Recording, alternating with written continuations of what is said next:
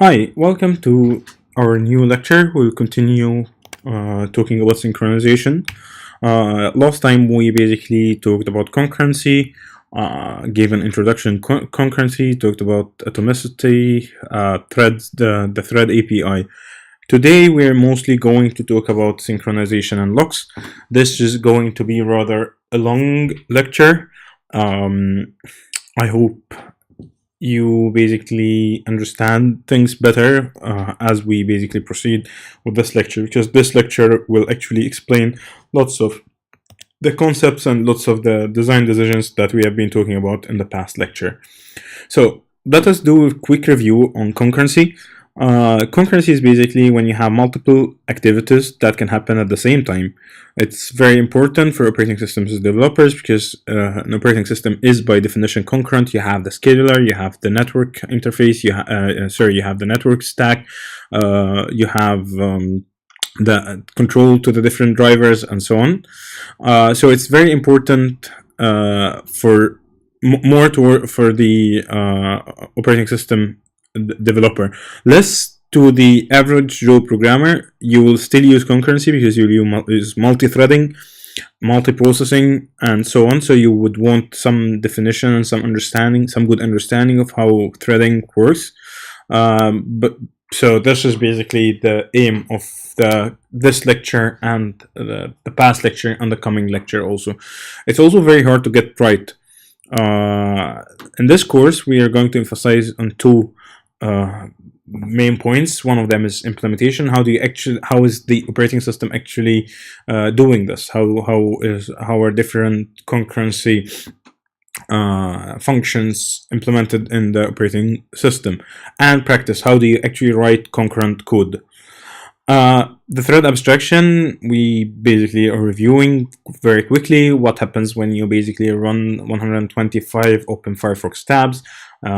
So you can basically have multiple processes for this, but you can also have them running as threads, since basically Firefox is the same code, so you might just want to run it as threading. I mean, of course, these are all design decisions that you make as a programmer. You might prefer multi-threading to multi-processing. It's also a design decision that might be enforced upon you by the programming language itself. So, for example, Python has a very poor support for multi-threading. It has a very strong support for multi-processing.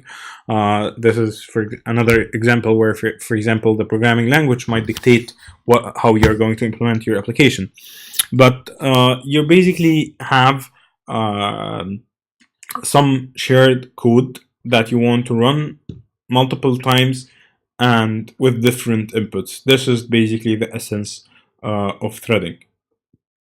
And one thread is a single execution sequence that represents a separate task for scheduling. Okay, so basically you have the same code shared multiple or repeated multiple times, running on different input data and producing probably different outputs.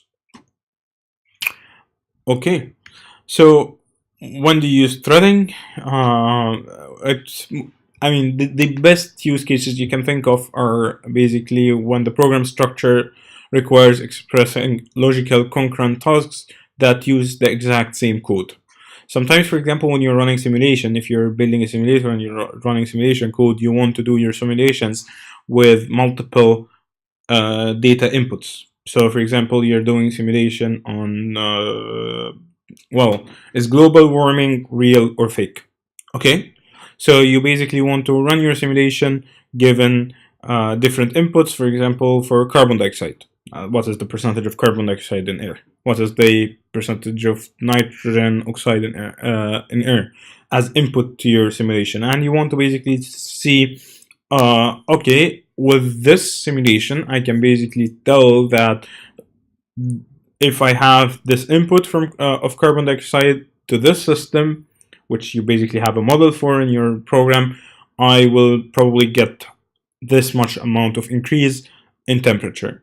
So I can run basically simulations validating different CO2 content on Earth if it increases or if it decreases, and basically say, okay, in that case, it's probable that if you look at the increase in temperatures over the past 100 years, or the basically the dynamics in the weather, because it's now not global warming, it's now climate change.